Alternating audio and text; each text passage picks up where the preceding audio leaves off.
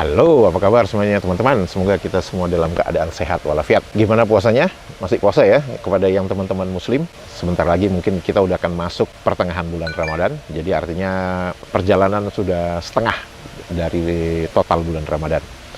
Baik teman-teman, hari ini saya ingin bercerita tentang 3 kata lagi. Yaitu kata pertama adalah sedap, kata kedua jimat, dan kata ketiga mesyuarat. Oke, check it out.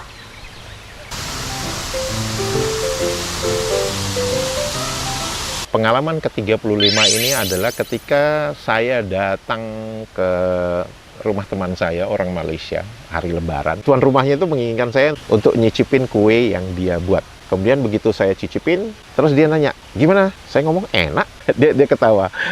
Terus dia bilang, kata enak itu ya aku udah lama nggak denger gitu.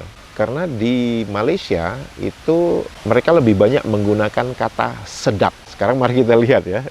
Menurut Kamus Melayu, definisi sedap itu arti pertamanya adalah enak ya, pada rasa atau bau. Itu berarti dia langsung bersinonim dengan sedap. Itu sinonimnya yang paling dekat. Jadi sedap dalam bahasa Melayu itu adalah enak maksudnya.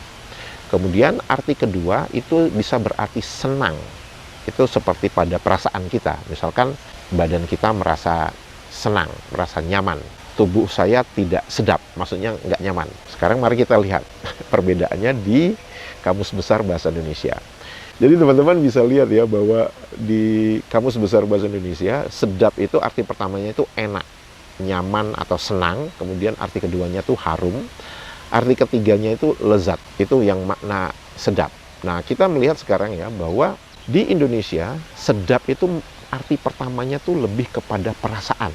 Jadi sebenarnya di Indonesia kalau kita mengatakan sedap itu lebih ke arah perasaan kita. Jadi seperti misalkan sedap dipandang mata gitu kan. Lagunya tidak sedap. Dan di Indonesia biasanya kita nggak ngomong lagunya tidak sedap. Kita ngomong lagunya nggak enak. Bahkan kalau ngomong ini badanku lagi nggak enak gitu. Kalau nggak enak ya jangan dimakan. Bercanda. Tapi di Malaysia, kata sedap itu arti pertamanya adalah tentang rasa. Oke, rasa dengan perasaan beda ya. Oke. Kalau kita melihat kata enak di Kamus Melayu, itu artinya sedap, nyaman. Dan itu mengenai rasa. Enak juga tentang badan. Jadi sebenarnya di Malaysia juga bisa aja ngomong bahwa, oh badanku nggak enak. Sama seperti di Indonesia kan, badanku nggak enak. Sama gitulah. Itu bisa digunakan.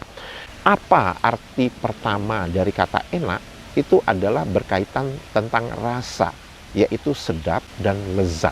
Arti kedua, itu berkaitan dengan sehat atau segar. Nah, teman-teman bisa lihat ya, bahwa definisi kata enak antara Indonesia dan Malaysia itu urutannya persis sama. Itu dimana urutan pertama di Kamus Melayu itu mengancangkan sedap, nyaman, tentang rasa. Itu sama dengan di Indonesia, sedap, lezat, tentang rasa. Kemudian definisi kedua, sehat atau segar, tentang kondisi badan. Dan itu sama dengan senang atau badan, tentang hati. Itu konsisten. Pengalaman ke-36. Nah, pengalaman ke-36 ini cukup lucu itu.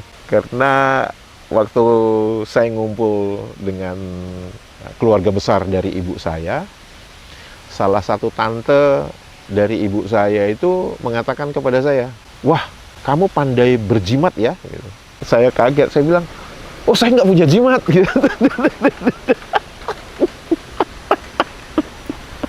Kemudian ibu saya tuh mengartikan kepada saya gitu. Ibu saya ngomong, "Oh, bukan jimat yang itu.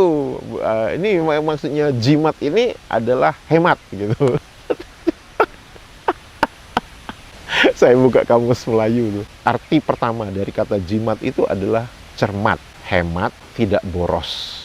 Jadi yang dimaksud dengan tante saya itu ngomong bahwa saya berjimat itu maksudnya saya berhemat, maksudnya tidak boros gitu.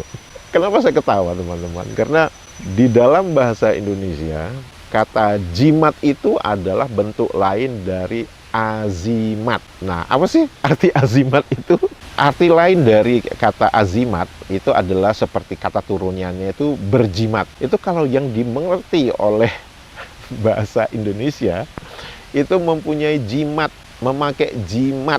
Maksudnya jimat itu adalah kayak inilah apa, kayak kita supaya nggak disantet gitu, nggak kena guna-guna gitu kan. Nah, kita harus pakai jimat. Nah, itu maksudnya kalau di Indonesia. Makanya begitu tante saya ngomong berjimat, saya bilang enggak, saya nggak punya jimat.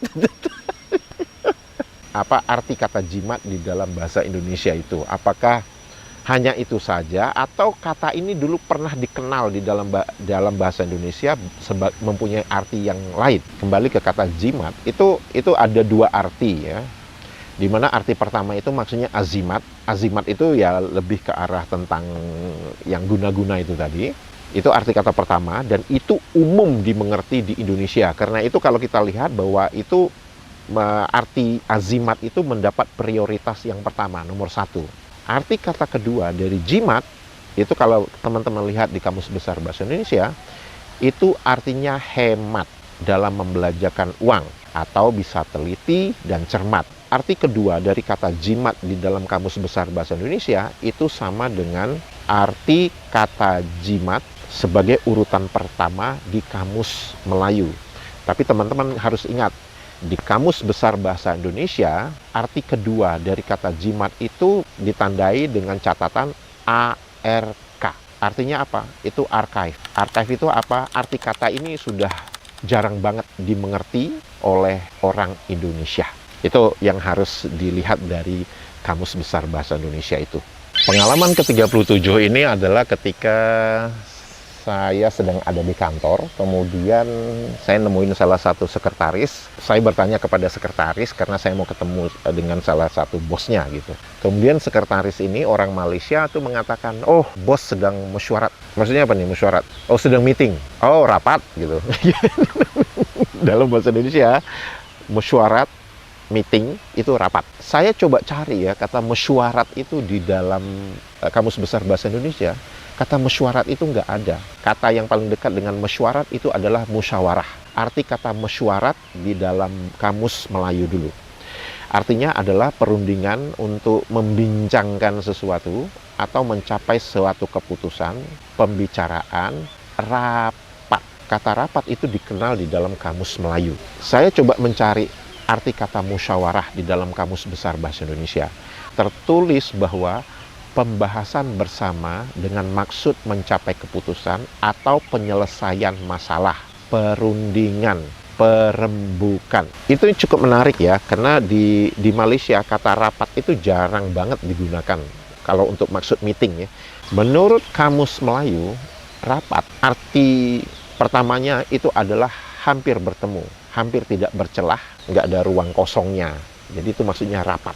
Nah, itu pengertian di Malaysia. Oleh karena itu, kata rapat di Malaysia itu arti yang dimengerti oleh sebagian besar mayoritas rakyat Malaysia itu adalah tidak ada ruang kosong, rapat. Arti kedua kata rapat itu adalah tidak renggang, kerap, kemudian penuh sesak, padat. Sekarang mari kita lihat di Kamus Besar Bahasa Indonesia, rapat itu artinya apa sih gitu. Arti kata pertama adalah hampir tidak berantara, dekat sekali, tidak renggang. Artinya sama dengan yang arti kata pertama yang dimengerti oleh rakyat Malaysia.